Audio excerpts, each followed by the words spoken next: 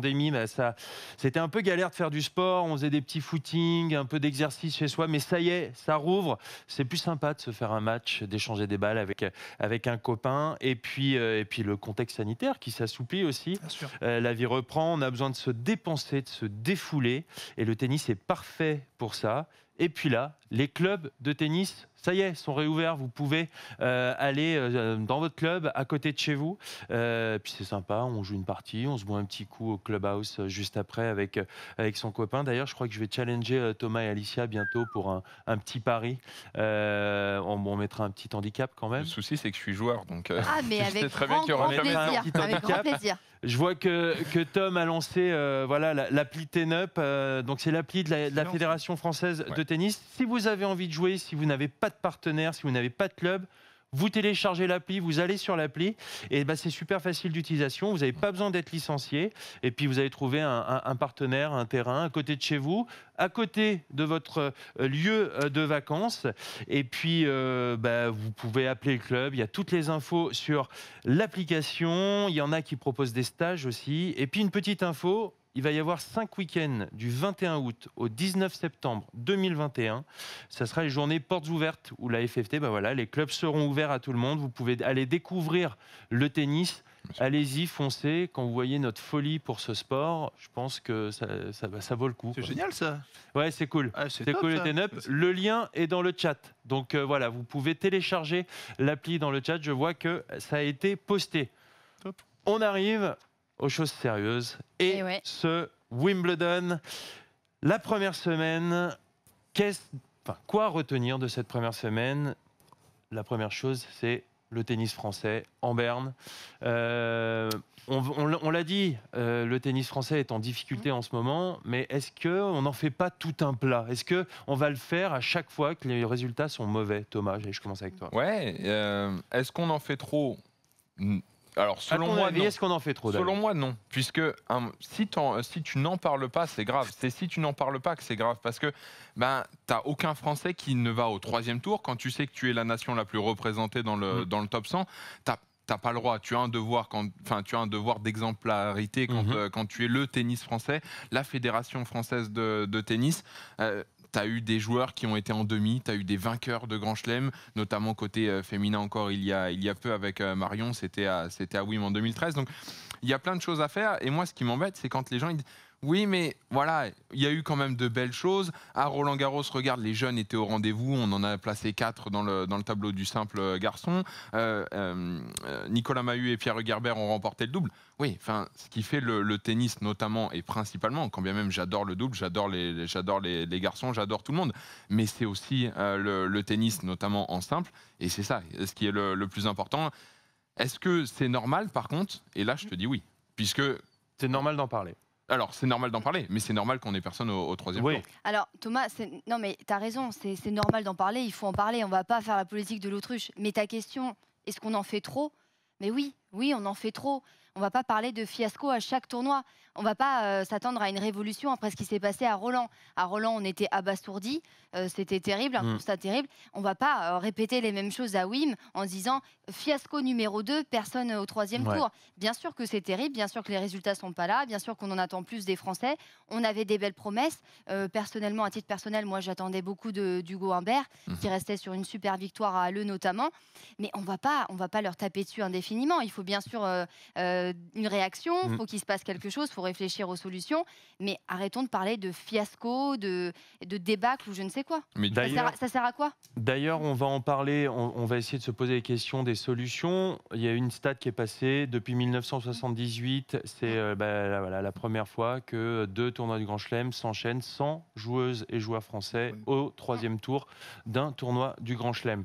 Les solutions maintenant, alors moi je suis d'accord, je fais un petit peu partie, je connais un petit peu les arcanes. Les coulisses. Les coulisses du showbiz tennis. Je trouve qu'on en fait un petit... Bien sûr, le constat est... irrévocable. Irrévocable, c'est comme ça, voilà. Maintenant, on le savait, on s'attendait à une espèce de trou générationnel. Voilà, Paul-Henri Mathieu qui le dit, ça fait 4 ans qu'on dit qu'il va y avoir un trou générationnel. On y est. Il n'y a plus de surprise. Il y a plus la densité que cette génération-là. Paul-Henri Mathieu, c'est l'année 82. Il y avait mon frère, l'année 81 aussi, Nicolas Mahut, Thierry Assion, Florent Serra. Et on avait une quinzaine de joueurs dans le top 100. Là, effectivement, ça descend un petit peu. Et puis Alicia, tu en parlais.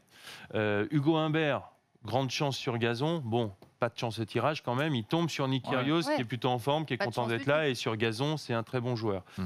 Je trouve... Alors maintenant, les solutions. Est-ce qu'on forme mal les joueurs en France? Est-ce que c'est une remise en question du système de formation qu'il faut avoir? Moi, juste, je voudrais rajouter un dernier truc avant d'aller dessus, c'est que on en parle beaucoup, oui, mais pourquoi? Parce qu'on est très déçus. Pourquoi on est déçus? Parce qu'on s'est tapé un Roland catastrophique, et souvent, l'après-Roland, on veut se refaire. On va se refaire une santé, tu vois. Et on sait très bien qu'à Roland, tu as cette pression de t'es à Roland, t'es chez toi, t'es en France. Du coup, on se dit sur le gazon, normalement, les joueurs français, ils sont un petit peu plus détendus. On a été déçus par Humbert, qui gagne magnifiquement contre Rublev. On a été déçus par Richard, moi le premier. J'ai misé ma vie en PEL sur lui. Mais là aussi, c'est pas de chance. Non, mais tu vois, il disait, je suis content. content. Ouais, mais tu vois, il disait, je suis content. Il y a Roger. Roger, il est pas au top du top. C'est un très bon Roger, mais il n'est pas au top du top. Il marche bien. Et on est déçus pour mon fils. On s'est dit, bon, allez, ça va être enfin le comeback. C'est juste qu'on est très déçus de cet après-Roland. Généralement, à Wimbledon, tu vois, on se refait une santé. C'est pour ça qu'on en parle beaucoup. Les solutions, comme tu dis, c'est qu'on les forme mal. Mais je pense que c'est aussi à quel point les joueurs de tennis aiment recevoir la formation, aiment recevoir, on va dire, le coaching. Si je peux dire, c'est pas qu'on les forme mal, c'est qu'il y a une espèce de quelque chose qui flotte sur le tennis français en ce moment, qui n'est pas bon. Et c'est pas que de la faute des coachs, c'est pas que de la faute des joueurs. C'est un tout. Voilà, c'est une mauvaise passe. Regardez la densité là. Voilà, c'est ce qu'on appelle ce trou générationnel dont parlait Paul-Henri Mathieu. Regardez les jeunes qui arrivent. Sinner, Musetti, Alcaraz. Ça, c'est 3 futures grandes stars. Encore. Hein. Pardon? Ce tableau, il est bon, bien mais sûr. pas bon. Bien sûr. Bon, mais pas bon. Il y en a d'autres. Hein. Non, mais ce que je veux dire, c'est que ils peuvent dire merci les autres, enfin les plus vieux, ils peuvent dire merci au fait qu'il y ait eu la pandémie, parce que normalement, Sinner est top 10. Moussetti est top 20, Alcaraz est top 25. Donc voilà, le tableau est comme ça parce que ces jeunes n'ont pas pu prendre le classement qu'ils auraient dû parce que les tournois ont été notamment beaucoup avec les classements gelés. Mais quand on regarde les 3 premiers, normalement il y a 3 top 25. Hein. Donc ça montre un petit peu comment ça pousse. Après, je reviendrai pas, mais quand vous dites on en parle beaucoup. Qu'est-ce qui vous dérange dans le fait d'en parler beaucoup? Parce que c'est ça que ça veut dire que en gros, au lieu de taper sur les Français. Oui, mais ce que je veux dire, c'est du coup on reste plat tant qu'il n'y a pas un Français au 3e tour. Tu dis on fait pas la politique de l'autruche, je suis d'accord, mais du coup on reste plat et dès qu'il y a un Français qui repasse en 2e semaine, on fait roue arrière. Pas forcément, mais tu vois, parler de fiasco, etc., c'est contre-productif. Tu vois, au bout d'un moment, c'en est un, il n'y a pas de souci. On sait qu'avec notre pays, normalement, notre formation, même s'il y a forcément des choses à revoir, c'en est la preuve. On devrait faire beaucoup mieux, ça c'est sûr et certain. Quand tu as Benjamin Bonzi sur lequel tout repose, les derniers espoirs reposent à Wimbledon, c'est pas normal non plus. Benjamin Bonzi, il peut pas faire des miracles à son niveau. Donc c'est pour ça que ça ne sert à rien pour moi de surréagir non plus. Et essayons de nous poser les bonnes questions. On en parlait quand tu étais à Roland-Garros, Antoine. Voilà, de prendre en charge, par exemple, les jeunes avec des Tony Parker, avec des Teddy Riner, d'essayer de vraiment former psychologiquement ou à tous les niveaux les jeunes joueurs pour qu'ils puissent être bien encadrés. Tu vois, Jean dit, tu vois, c'est des périodes. Hein. Combien d'années sans rien pour le tennis italien? Il y a un creux en Australie aussi, et pour l'Espagne. Enfin voilà, c'est aussi. On est peut-être, ça nous plaît pas. C'est pour ça qu'on nous parle. Ça nous plaît pas. On est peut-être dans le creux du tennis français, même si on a des très beaux espoirs, etc. Donc, je l'espère pas, mais bon, c'est une possibilité. Alors, il y a une réaction de Zélander, c'est pas en constatant bras ballants que ça va changer. Pour avancer, il faut critiquer et appuyer là où ça fait mal. Alors, ça, j'ai l'impression qu'on le fait. Là, mais voilà, bien sûr. J'ai l'impression qu'on le sait. Moi, j'ai aussi un petit problème d'atmosphère, d'ambiance générale, où j'ai l'impression que c'est très négatif. Je suis d'accord. Et au bout d'un moment, en fait, tout ça est contre-productif et je rejoins Alicia. Et au bout d'un moment, on va dire donc à chaque fois que oui, on va en avoir des tournois, il ne va pas y avoir de Français au 3e tour. Et donc si à chaque fois on le dit et que du coup on tape sur ça va en décourager certains, ça va décourager les jeunes. Alors que par exemple, on a vu sur ce Wimbledon, on a eu 4 qualifiés sortis des qualifs, des Arthur Hinderknecht, Benjamin Bonzi, Antoine Hoang et il m'en manque un, Hinderknecht, Hoang, Bonzi. On trouvera le 4e. On va le retrouver le 4e. Si vous avez la réponse sur le chat, mettons aussi la lumière là-dessus. Je suis entièrement d'accord avec toi. Il faut savoir critiquer, mais il ne faut pas aimer taper sur le tennis français. Ça, c'est autre chose. J'ai l'impression qu'il a un peu bon dos, le tennis français. Voilà. Là, par contre, je suis entièrement, et ça, c'est très, très néfaste et négatif. Ceux qui aiment taper dessus en disant oui, non, mais voilà, il a encore perdu. Oui, non, mais. Enfin, voilà. Ça, c'est néfaste pour la suite. Mais je pense que là où, comme on allait y venir, il faut trouver les solutions. Mais pour trouver des solutions, il faut critiquer. Si tu dis, on s'y attendait, ça fait 4 ans qu'on le dit, on a ce fameux trou générationnel, ça va arriver. Ça arrivera quand ça arrivera. Si tu dis à un moment donné, voilà, c'est un fiasco, parce que ça n'est nul d'autre qu'un. Quand tu dis que tu n'as pas de Français, qu'il soit féminin ou masculin, enfin français ou française, pardon, au 3e tour de Roland-Garros, puis de Wim dans la foulée. C'est compliqué quand même, c'est compliqué d'enchaîner les deux. 78, je voyais combien de temps le tennis italien n'a pas eu de joueurs et de joueuses. Pour moi, c'est pas comparable. Pardon, je coupe. Merci Ravdab, effectivement, c'est Grégoire Barrère. Mais voilà, à un moment donné, pour moi, tu peux pas comparer le tennis italien et le tennis français. T'es pas d'accord, on en parlait avant, malheureusement, le tennis, très populaire, c'est moins populaire que le foot. Ce qui est triste, c'est qu'on parle beaucoup plus des joueurs de tennis français quand ils perdent que quand ils gagnent. En fait, j'ai l'impression qu'on tapait déjà sur notre génération exceptionnelle de Monfils, Gasquet, Simon Tsonga parce qu'ils ne gagnaient pas. Non, mais tu vois, si on fait pas une finale... Et les gens sont en train de se rendre compte maintenant que ce qu'ils faisaient déjà à 4, c'est pas si facile de le faire. Non, mais c'était pas si facile, c'était exceptionnel. Non, mais c'était incroyable. Puis avant la pandémie, Gaël était 9e mondial, j'entendais pas, on n'en entendait nulle part. Tsonga, il a fallu qu'il fasse une finale en Australie pour comparer vraiment. On parle beaucoup plus de ça. C'est vrai que c'est plus une mentalité à la française où tu vas appuyer là où ça fait mal plutôt que d'encourager. Mais c'est vrai que sur le chat, on nous dit il n'y a plus de leader pour tirer le tennis en France vers le haut.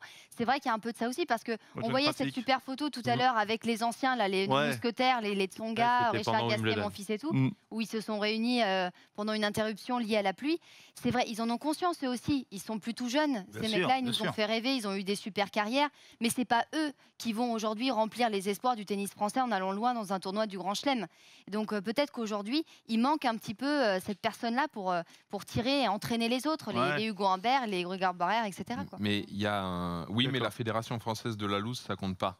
Ça compte pas parce que Enfin, ça compte pas, c'est ce que dit cette personne.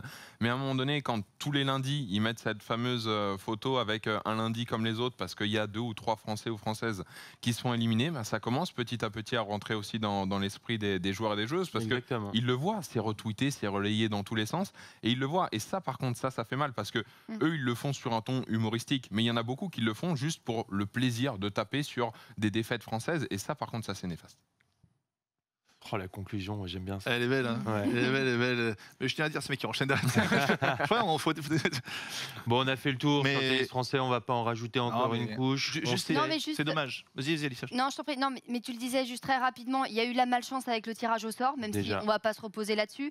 Prendre Kyrgios au premier tour ou Federer, c'est pas évident. Et aussi, je suis très déçue pour Manarino qui en a quand même. Ça a été compliqué pour lui cette saison. Il revenait bien là sur gazon et qui se blesse, c'est gros coup dur pour lui. Gros coup dur pour lui. Exactement. Et on va finir avec cette prise de position de Grégoire Jacques qui était un joueur du circuit secondaire, un peu comme moi j'étais, et puis maintenant qui entraîne.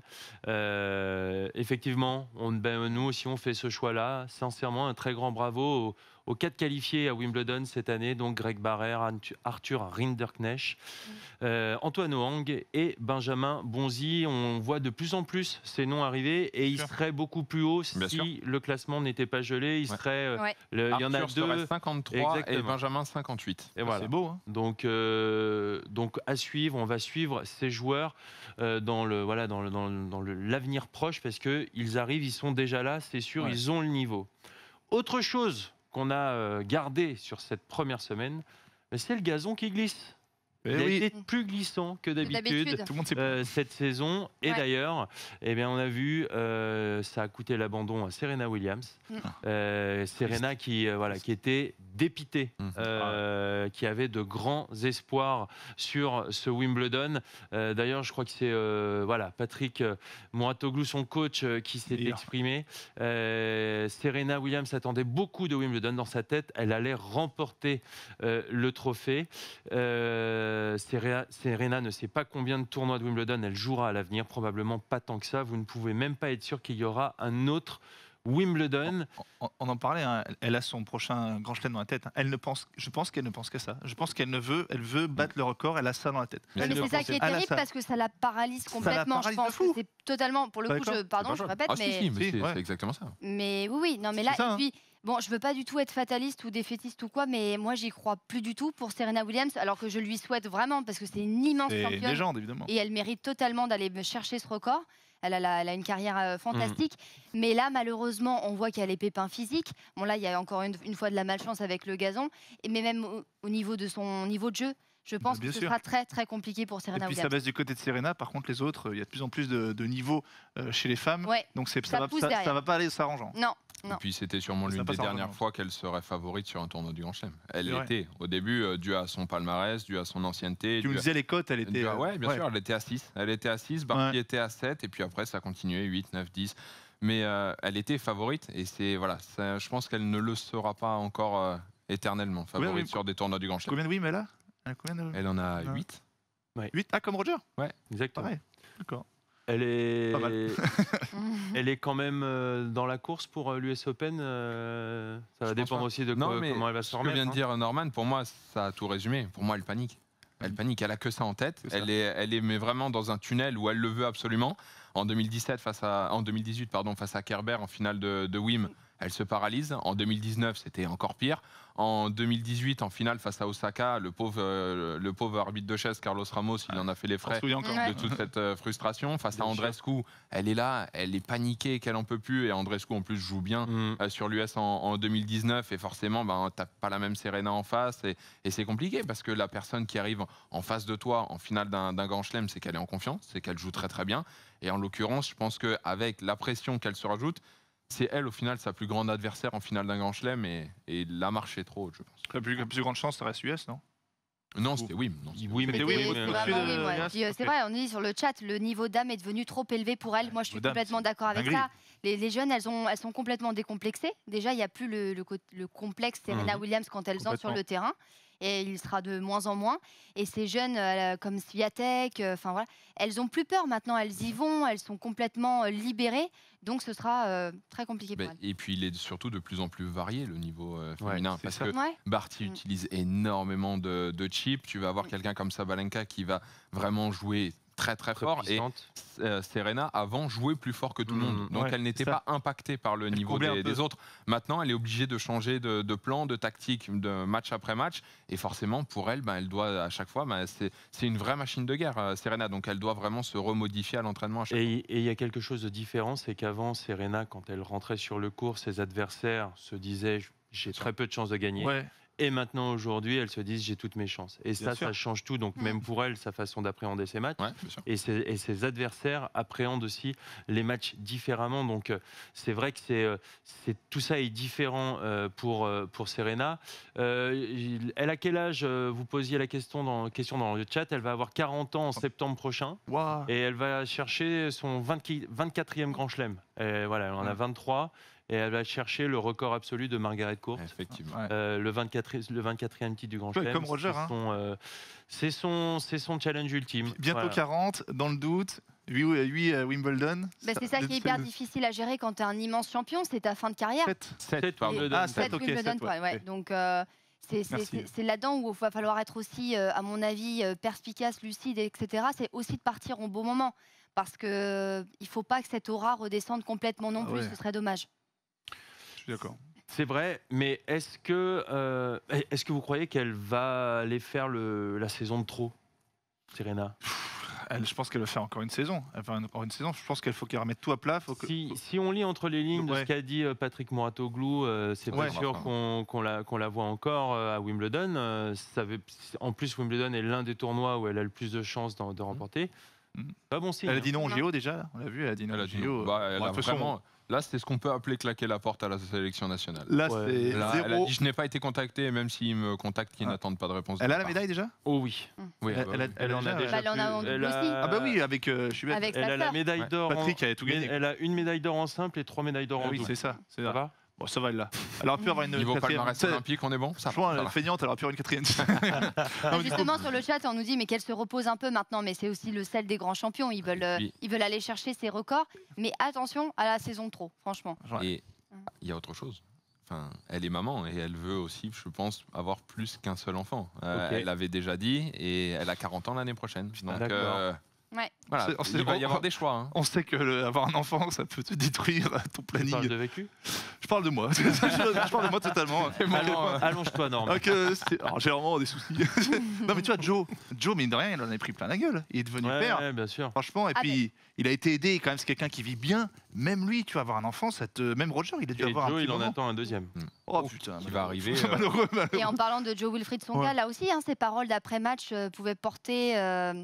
Je pense pas qu'il reviendra l'année prochaine. Si tu lis entre les lignes, tu t'en parlais tout à l'heure pour Serena Williams, Tsonga, pas sûr de le revoir l'année prochaine à Wim. On se disait, on commentait à Roland, on avait assisté à sa défaite à Roland tristement. Ah oui, dans ce huis clos. S'il ne refait plus de Roland, c'est fini là-dessus.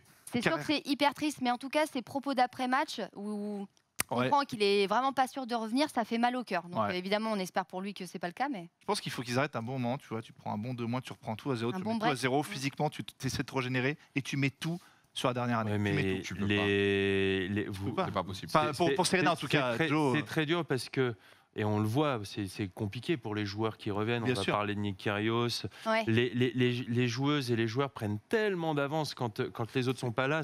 Le niveau, on le voit avec un joueur comme Lucas Pouille où c'est compliqué pour lui de revenir parce que les autres avancent et il se bat et je le sais parce que il est entraîné par un de mes meilleurs amis et que il travaille vraiment très très dur et à quel point ça demande du temps et on commence par faire des matchs où on perd, des matchs qu'on n'avait pas l'habitude de perdre, et puis après on se rapproche un peu plus, mais il faut aussi gérer la déception. Changement de circuit. C'est super dur, le changement de circuit, effectivement. On attendait, j'avais vu une réaction dans le chat, on parlait d'un leader, Lucas Pouille, s'il n'avait pas été blessé, aurait pu être ce leader. C'était lui, la locomotive, on rappelle, top 10 à son meilleur classement, demi-finaliste en Grand Chelem. Donc voilà. C'est terrible pour Lucas Pouille. Ça aurait pu être lui qui faisait la jonction entre les deux générations.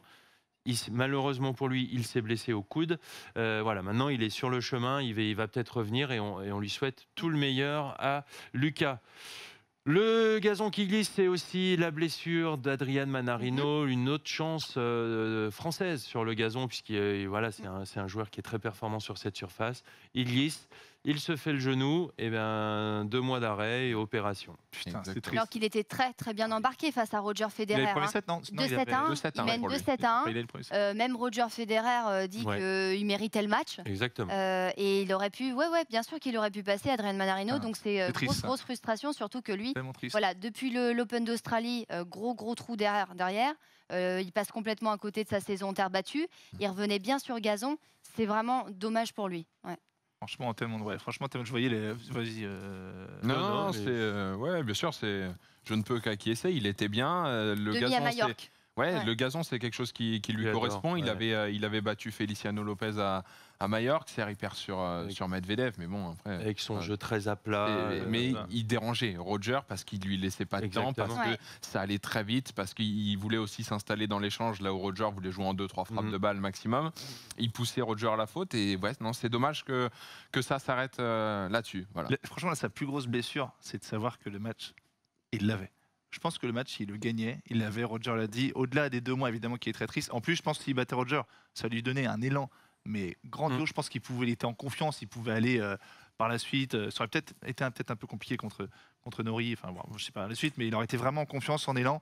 Et c'est vraiment, encore une fois, on ne sait pas contre Roger quand est-ce qu'il va arrêter. On ne sait pas quand Manarino va reprendre. Ça se trouve, c'était la seule occasion pour lui d'avoir Roger Federer sur son talon de chasse. Donc je pense que ça doit être très très dur pour lui. Franchement, c'était Autre chose à garder de cette première semaemaine, c'est le retour du chouchou. Le retour d'Andy Murray. C'était bon. Il y avait de l'émotion. Sir Andy Murray. Sir Andrew Baron Murray. Oui, retour à la maison. Bon, c'est la maison de Roger Federer, mais un peu celle d'Andy Murray aussi quand même. Ça faisait 4 ans qu'il n'avait pas foulé le centerfold.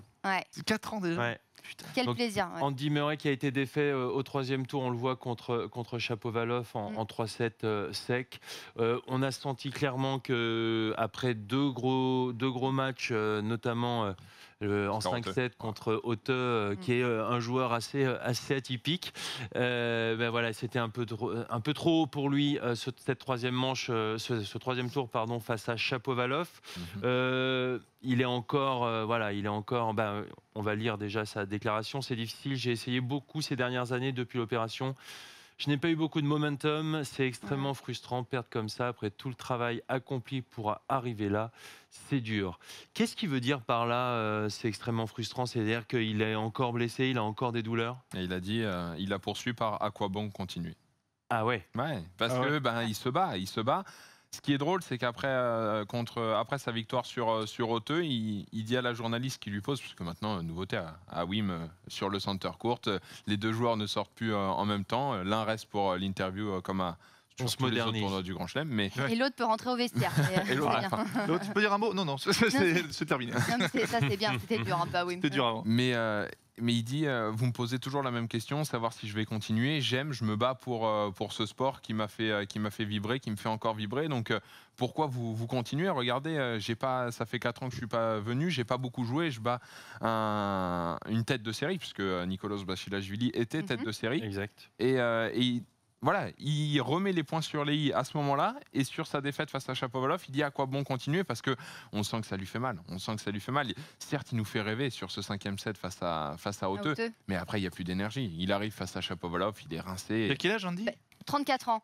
Il l'a dit de toute façon en conférence de presse après Shapovalov, je peux pas prétendre battre ce genre de joueur en laissant autant d'énergie sur le court avant. Si je dois battre Shapovalov, il faut que je sois à 100% physiquement. Et là, c'est super beau ces images avec sa femme, sa mère. C'est super émouvant parce qu'on aimerait tellement revoir le Andy Murray qui nous faisait rêver. Et puis, on sent quelque part qu'il ne reviendra jamais à ce niveau-là, c'est sûr. Franchement, Andy, il a souffert de... Moi, je suis d'accord avec vous, c'est un joueur que j'adorais. Il a souffert du star statut. C'est-à-dire, il n'a jamais eu le côté comme Federer, comme Nadal. Il faut rappeler quand même, à l'époque où Federer était pas invincible, mais était au top, c'était un des seuls qui à chaque fois arrivait, il pouvait le battre. C'est un des seuls qui avait un des jeux les plus complets. C'était un pré-Joko pour moi. C'est le seul qui a réussi à être numéro 1 mondial pendant l'ère des 3 GOAT. Exactement. Et on parlait de Big Four quand il était là. Il a joué un nombre incalculable de demi-finales, de finales de Grand Chelem. Du Grand Chelem, il finit numéro 1 mondial. Je me souviens, il gagne Bercy. 2016. Il devient numéro 1. Double médaille d'or, ce qui est beau. Exactement. Double médaille d'or. Gagne Wimbledon en 2013 et 2016. Gagne la médaille d'or en 2012 à Londres chez lui face à Roger. Donc, après une finale contre Roger également. Donc, exceptionnel, j'étais là, c'était énorme. C'était fou. Mais Norman, peut-être aussi, c'est ce côté mal aimé dont tu fais référence. Il était vraiment... pas apprécié par rapport à son attitude sur le terrain. C'est vrai que, en fin de compte, c'est après coup qu'on se dit mais c'était un énorme joueur, il nous manque, on le veut. Mais voilà, c'est malheureusement. C'est un des plus grands joueurs pour moi. La hanche, c'est souvent fatal. Il a quand même succédé à Fred Perry en Grande-Bretagne. Il a quand même le Murray Mount qui est à Wimbledon pour son nom. Enfin, c'est un icône. C'est le Jean-Pierre Bacry du tennis. Le mec bougon. Non, je parle pas pour la suite. Je parle pas pour la suite. Mais c'est le mec. Moi, ça me fait pas. Jean-Pierre Bacry du tennis. C'est les mecs bougons. Oh yes. Elle est très bien celle-là. Elle est bien celle-là. La Jean-Pierre Bacry du tennis. C'est un mec bougon qui a un talent extraordinaire. Bon, on a fait le tour sur Andy Murray. Un autre retour cette semaine, celui de l'enfant terrible, Nick Kyrgios. Ça nous a fait du bien de revoir Nick quand même sur le terrain. Ça fait on aime. Ça fait plaisir de le revoir. Oui, mais parce qu'il a été irréprochable cette semaine. Exactement, et puis il a été très bon. On avait quand même un doute. On le voit, son parcours. Donc il bat, on l'a dit, Hugo Humbert en 5-7, énorme match au premier tour. Donc à chaque fois qu'ils se jouent les deux, de toute façon, ça fait 5-7, c'est un match monstrueux. Victoire facile contre Maguire 3-7-0. 2-0. Et puis, défaite face à Auger-Aliassime à 1-7 partout. Douleur aux abdos, j'ai envie de dire assez classique quand on revient et qu'on n'est pas très entraîné, c'est vraiment voilà. Ouais. Je n'avais pas joué à ce niveau depuis longtemps. J'ai ressenti, je la connais pas par cœur. J'ai ressenti un truc aux abdos. N'oublie pas les paroles. J'ai fait ce que j'ai pu. J'ai joué aussi longtemps que j'ai pu. Ça vous a inspiré quoi ce retour de Nick Kyrgios? Je crois qu'il a tout dit. Il a tout dit en conférence de presse. Il a dit: j'ai l'impression d'être passé de l'enfant terrible au chouchou du public. Et tout le monde était heureux, ravi de le revoir. Ils ont eu du show. En plus, il a été irréprochable. Ah oui, il faut qu'il garde sa personnalité. Par contre, parce que alors c'est bien qu'il se comporte bien. Voilà, on va pas saluer certains gestes ou même certaines paroles qu'il a pu avoir, mais il faut qu'il reste Nick Kyrgios. Bien sûr, ça, mais il a fait le show. C'est pour ça qu'on est content de le revoir aussi. Il a aussi quand même réussi à oublier ses chaussures en rentrant sur le court numéro 1. Il a toujours été demandé à la personne au premier rang où est-ce qu'il fallait servir pour la balle de match. Donc il est toujours dans ce show, mais il n'y a plus le manque de respect comme il avait pu faire il y a 2-3 ans sur Nadal, des années précédentes notamment. Et là voilà, je crois qu'il a tout dit. Je suis passé de l'enfant terrible au chouchou et je pense que lui-même, il a sa copine avec qui il y a eu pourtant quelques tensions, mais avec qui il s'est remis, il est venu, elle est là. Je pense qu'elle l'apaise aussi. Donc non, il est bien. Le Benoît Paire australien. Vous n'hésitez pas dans le chat à nous poser des questions. Et tout ça, on surveille. On me dit la Shapovalov, très classe dans ses mots d'après-match à son égard. C'est vrai que Shapovalov, il est super là-dessus. Mais tu disais Benoît Paire, Norman, parce qu'on n'en a pas parlé de Benoît Paire au tout début d'émission. Mais au bout d'un moment. Mais le troisième set, là, on parle d'irrespect, là. Dans le troisième set face à Schwartzmann 6-0, là. Où il joue plus un point. Là, franchement, c'est dur. Il n'a pas eu un avertissement de non-combativité? Ouais, bien sûr que j'ai pris ça. Ouais. Mohamed Laïni. T'en penses quoi, toi qui es un petit peu dans le milieu, qui connaît un peu tous les joueurs français, tu penses quoi, toi, honnêtement, de Benoît, qu'on aime bien, mais tu penses quoi de tout ça avec Benoît là? Est-ce que c'est trop? Pardon pour la digression. C'est trop, oui, c'est trop, mais après il le dit lui-même, il est malheureux sur le circuit en ce moment, il n'arrive pas à se mettre. Non mais attends, Thomas, ouais mais bon. Il m'engueule le mec. Il m'engueule. Je reviens et il m'engueule. Il revient aussi de retraite. C'est compliqué. Non, c'est pas avec ça, mais il arrive en conférence de presse, il dit quand même, franchement ça me gonflait parce qu'il y avait pas de spectateurs. Et maintenant il dit, il y a des spectateurs mais il y en a pas assez. Et puis après il dit je vais me barrer aux États-Unis parce que il y a pas de bulle. À un moment donné, oui, il y a aussi, je pense, un problème de physique, un problème de préparation. Il y a aussi beaucoup d'autres problèmes avant de parler du... Oui, à la limite, que ce soit chiant de jouer au tennis quand il n'y a pas de public et que tu es showman, aucun souci. Mais là, il y avait du monde. Il y avait du monde à Roland. Il avait eu des superbes ambiances à Roland, on s'en souvient, etc. Donc, qui va nous sortir. Non, mais il y a pas des balles jaunes. Sortez-moi des balles. Non, mais puis il faut s'habiller en blanc, quoi. Ouais, c'est ça. Et puis de toute façon, il a toujours détesté Wimbledon. Aussi. Et Wimbledon, je le déteste aussi. C'est vrai. Mais pourquoi je dis ça? Parce que. De là à pas jouer. Tu dis quoi? Non, je disais de là à pas faire, à pas jouer dans le troisième set. Voilà. Pourquoi je dis le Benoît Paire australien? C'est parce que les deux, tu vois, c'est ça, c'est des joueurs extrêmement talentueux, des joueurs on a reproché beaucoup de choses, même si on pardonne un peu plus de choses à Kyrgios, parce que Kyrgios a été quand même un peu plus léger. Mais Benoît Paire. Mais je trouve que Kyrgios est plus performant quand même. Il n'y a pas incroyable. Kyrgios, il est fou. Et c'est intéressant. Ouais, tu voulais dire. Non, vas-y, je lis. Et c'est intéressant, on parlait de la citation tout à l'heure, de la déclaration de ce qu'il avait dit. Il a dit moi, mon but dans la vie, c'est pas forcément de gagner un grand chelem. Il disait on peut pas tous être des dieux comme Rafael Nadal ou Rafael Nadal ou Roger Federer. Il cite pas Djoko d'ailleurs. Si, il le cite. Il le cite aussi à la fin. C'est ce qui est étonnant parce que il dit en fait que il est pas proche. Mais que c'est des monstres, c'est des machines de guerre et qu'il ne sera jamais à leur niveau. Et que ça me plaît de rester comme ça, de s'enguer de grand chelem. Une question de Jorf 20. Kyrgios est inscrit en double mixte avec Venus Williams, le continuera-t-il? Ah oui, s'il y a douleur aux abdos, à mon avis. Pour le moment, il est encore programmé demain, mais voilà, mais il y a peu de chance. Et puis vous n'êtes pas trop, vous êtes clément avec Benoît Paire. Moi, le truc c'est que je l'aime beaucoup, Benoît. Beaucoup. Anecdote sur le double Williams-Kyrgios.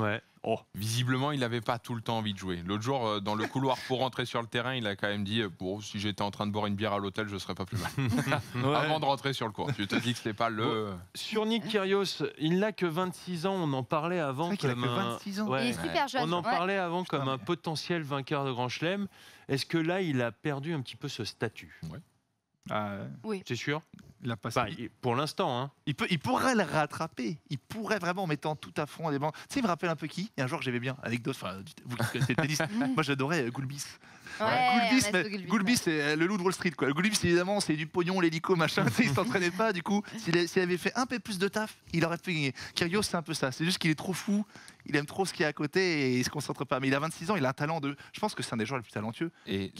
C'est ce qu'il dit. Il dit ne pas gagner de Grand Chelem ne me dérange pas. Je sais que ça va mettre beaucoup de personnes en colère. Il devrait faire ci ou ça, sauf que non, c'est ma vie, pas la vôtre. M'amuser, faire le show, ça me suffit. Tout le monde ne peut pas être Djokovic ou Federer. Après, il est lucide. Hein. C'est la même lucidité que Benoît Paire qui dit non, mais moi, ça me va très bien mon niveau. Je veux pas aller faire des sacrifices ou avoir une vie de fou furieux pour aller au top niveau. Donc après, c'est son choix de carrière. Faut le respecter. C'est dommage parce que je pense que c'est un potentiel à aller chercher des grands chelems. Mais voilà, à partir du moment où lui ne fera pas les efforts nécessaires, on ne peut pas les faire pour lui. C'est pas le sportif, petite comparaison avec le golf. Bien sûr. Le golf, il y a Adam Scott, un joueur que j'aimais bien à l'époque, qui avait dit ça de Tiger Woods. Tiger Woods, un jour, a révélé son programme d'entraînement. Genre, c'est tombé le truc. Tu dois marcher sur les nuages 2 heures par jour, puis redescendre, puis machin. Genre, il se lève à 3 heures du mat, il fait 8 heures de putt, il voit sa famille 35 secondes, il refait 8 heures de putt, machin. Adam Scott, il a dit si c'est ça qu'il faut faire pour être premier mondial, je laisse tomber. C'est impossible. Du coup, il a raison de le dire. Les mecs aussi, en plus de ça, c'est des joueurs extrêmement talentueux. Faut pas. Mais c'est bien qu'ils disent les gens vont le voir parce que c'est aussi un choix de se dire je veux rester comme ça. Joueur de tennis, c'est aussi ça, c'est être top 50, top 30. T'es un grand joueur. Et franchement, on n'est pas obligé de gagner un grand chelem pour être un grand joueur de tennis. Il n'y a pas d'hypocrisie. Il est honnête, il le reconnaît et c'est pas un Raphaël Nadal quoi. C'est un autre profil. C'est ça, voilà. Stefanos Tsitsipas, est-ce qu'on est un petit peu déçu? Oh le Titi. Après son parcours à Roland-Garros, est-ce qu'on est un petit peu déçu? Surpris ou déçu? C'était ça la question. Surpris, déçu. Moi, je suis déçu, mais surpris. Voilà. Vas-y. Très très déçu. Bon après personnellement c'est un joueur que j'adore donc j'aimerais vraiment que lui prenne la relève pour aller chercher les futurs grands chelems pour être ce nouveau leader du tennis mondial. En plus, pour le coup, lui, il a tout. Hein. Il a l'hygiène de vie, il a la mentalité, il a l'attitude, il a le jeu. Il est beau. Il est sympa. Il est sympa. Enfin, bref. Il a tout. Et par contre, alors surprise, oui et non, Antoine, parce que il a laissé tellement de jus, mais tellement de jus sur cette saison en terre battue, que c'est là où on voit l'investissement qu'il faut mettre pour aller faire ce qu'il a fait à Roland-Garros et puis même avant, sur tous les tournois de terre battue. Il arrive à Wim, je pense qu'il est rincé pour faire 3-7 contre Tiafoe. À mon avis, c'est qu'il n'y a plus de jus. Hein. Il est comment sur gazon, hors plus de jus, hors machin, il est comment? Il est pas bon? Non. Il est, mais il peut être bon. Pas du tout. Enfin, oui, pas, jeu, pas bon mais je pense qu'il n'a pas eu les... il n'a pas la tactique, il n'a pas la technique actuelle, il n'a pas eu assez de matchs sur la surface pour performer. Il restait sur un premier tour. Voilà, il a un jeu qui peut performer sur la surface. Bien sûr. Il slice, il se déplace bien. Bien sûr, il monte, il est opportuniste. Non, il y a à ce niveau-là, mais voilà, il n'y a pas encore assez de matchs, il n'y a pas encore assez d'expérience sur Yenga nous dit difficile de faire la transition terre battue gazon, encore plus cette année où ça a été rapproché entre les deux tournois du Grand Chelem. Donc voilà, il a raté le coche, mais ça ne veut pas dire que c'est une cata. Hein, et il a dit que si c'était à refaire, il rajouterait un tournoi juste avant Wimbledon cette année. Il a voulu se reposer après Roland-Garros. Il n'a pas joué de tournoi préparatoire. Il n'a pas fait le tournoi. Non, il a fait ni Allen, ni le Queen's, ni même la semaine, ni un Nice-Bourne ou ni un voilà. Mais il ne faut pas oublier donc qu'il a eu 2 semanes entre justement sa finale de Roland-Garros et son premier tour. Sûr. Et qu'il a aussi perdu sa grand-mère, donc il y a eu aussi beaucoup de choses. Enfin, on ne l'a pas vu du tout sur les réseaux sociaux, mais en tout cas, je ne doute pas qu'il a été assisté, je pense, aux funérailles ou à des choses comme ça. Donc voilà, je pense qu'il est aussi sorti un petit peu de la sphère tennistique. Il a énormément puisé sur la saison de terre. Il a eu sa première finale de Grand Chelem. Je pense que voilà, il y a eu énormément de choses à encaisser, à digérer, pour qu'il soit performant directement sur gazon. Et en plus, voilà, vous étiez en train de le dire, il n'a eu aucun tournoi de préparation. J'adore, ils sont au taquet sur le chat. Les 4 derniers finalistes de Roland-Garros se sont fait sortir au premier tour de Wimbledon. C'est Jerry Dippel, donc c'est intéressant comme stat. Et puis, bien sûr, Arnaud était là sur l'événement malheureux perso pour lui. Que pensez-vous de Sébastien Corda, Coolix 972? dans quelques minutes, on va en parler quand on va se projeter sur cette deuxième semaine. Donc, on va en parler. Tsitsipas, donc défait en 3-7, premier tour, Frances Tiafoe. Allez, on va passer sur les GOAT. Oh là. Cette première semaine, Novak Djokovic, qui est voilà, le grandissime favori après ce qu'il a fait à Roland-Garros. 3 premiers tours assez faciles. 8e de finale VS Garin, qui peut lui poser encore des problèmes dans le tableau. On voit son parcours. En fait, à part le premier set, son tout premier set, petit accident de parcours. Derrière, aucun souci, il déroule. On va se poser juste la question, allez, dans les joueurs qui restent, qui peut lui poser un problème sur ce Wimbledon, selon vous, hein. Bien sûr, après c'est du sport, c'est du tennis, tout peut se passer, mais qui peut lui poser un problème quand on voit sa partie de tableau, hein, Garin, Fucsovics, Rublev, Kachanov, Korda, Shapovalov, Bautista, Agut. Alors aucun. Mais aucun. Alors là, franchement, pour moi, il n'y en a qu'un seul. Peut-être un Rublev qui sort d'une finale. Moi, je me fais encore, j'essaie de trouver un Rublev bien chaud. Donc on met Djoko en finale. Ah oui, clairement. Franchement, à la rigueur, moi, j'ai Shapovalov, j'adore ce joueur et qui, dans un grand jour, peut vraiment faire de belles choses. Mais c'est pareil, je le vois pas du tout aller inquiéter Djokovic. Donc, Rublev non plus, non. Grand favori. Comment? Rublev, vous le sentez pas? Non. 0. Pas sur non. Et encore moins en 3 Pas sur ce Wim. Le bas de tableau est encore plus serré. Berrettini, Zverev, Federer, Medvedev. Il y a au moins un joueur par ligne qui est compétitif. Et après, on ne faut pas oublier Auger Aliassime et Urcax. Attention à Urcax. Très très bon joueur. Vainqueur du Masters 1000 de Miami. Face à Tsitsipas. Et Aliassime forme comme rarement on a vu depuis un moment. Non, il a gagné Tsitsipas. T'as raison, mais pas en finale. Aliassime, il est. Alors moi, c'est les propos de Djokovic que j'ai trouvé fous. Attends, je te laisse, vas-y. Vas-y, Alicia, vas-y. Non, mais c'est pas cela. Il est vrai que je ne suis pas satisfait de la façon dont j'ai joué. Mon service n'a pas fonctionné. Je n'avais pas un bon rythme. J'aime bien aussi ne pas avoir de rythme comme ça. Moi, je veux bien pas avoir de rythme. Il a rarement le rythme, lui, Thomas aussi. Ne pas avoir de rythme comme ça, ça me va. Franchement. Mais c'est vrai que sur le papier, on le dit, Djokovic aujourd'hui, que ça soit histoire d'un Roland, il gagne son Roland, il a une forme, je pense qu'il n'a jamais été aussi en forme. Il a une partie de tableau quand t'es joueur, t'es content d'avoir ça. Tu te dis, ah c'est pas mal, tu regardes l'autre, tu fais, putain ils sont bien dans la merde, les autres, tu vois. Non franchement, il va arriver, déjà s'il arrive en finale, il va arriver frais. Enfin attention, pas enterrer les autres parce que c'est toujours compliqué. Moi je pense que, Rublev, vous y croyez pas, mais il va arriver quand même assez frais, plus frais que les autres. C'est sûr. Et mentalement, physiquement, il a une telle confiance. Il a une confiance incroyable. De toute façon, tennistiquement, il a une confiance, c'est le meilleur. Mentalement, au niveau de la confiance, il a gagné Roland. Et il est meilleur. Enfin, il régale, quoi. Et puis, chapeau, parce que ce que je voulais dire tout à l'heure, c'est quand même pas facile pour lui encore avec ces histoires de public sans arrêt contre lui. Et il le sait. Il dit je dois jouer 90% de mes matchs avec le public contre moi. Non seulement je dois affronter mon rival, mais aussi les tribunes. Parce que, je ne sais pas si vous vous souvenez, le public, quand il a joué face à Kudla, poussait pour avoir pour que le match dure, tout simplement. Mais à chaque fois, il y a ça aussi pour lui mentalement à gérer. C'est que personne n'est avec lui dans les tribunes. C'est fou. Et il est encore plus fort quelque part, ou c'est ce qui le rend plus fort. C'est qu'à chaque fois, il doit surpasser ça. Il aime bien aussi cette atmosphère. Bien sûr, il aime bien. Il a l'habitude. Mais ça doit être... ça doit être un enfer. Et après, l'adversaire ultime pour lui, et on en parlait dans tout ça, c'est le gazon qui glisse. Ok. Oui. Parce qu'il veut pas se blesser. Il a les JO, c'est son... il sait pas s'il sera encore là à Paris 2024, il sait pas... Los Angeles 2028, on en est encore très très loin, mais comment dire, déjà, voilà, lui, ce qu'il veut, c'est les JO, c'est la seule chose qui lui manque. Donc, il veut pas se blesser. Et s'il se blesse comme Kyrgios qui a glissé, comme Manarino qui a glissé, comme Serena qui a glissé, enfin, ça arrive pas qu'aux joueurs qui n'ont pas forcément, et c'est surtout arrivé sur les gros cours, quoi. Donc, Roland, il a glissé plus d'une fois. Vous l'avez vu cette image de John Isner avec son genou là? C'est pareil, c'est hyper impressionnant, John Isner. Ça fait super mal. Et contre Draper au premier tour, le premier set, c'est il faisait du surf. Il était Kelly Slater. Tu vas prendre des questions. Il va prendre les 4 grands chelems et les Jeux Olympiques. Novak Djokovic, est-ce que vous le voyez faire l'année parfaite? Le fameux Golden Chelem.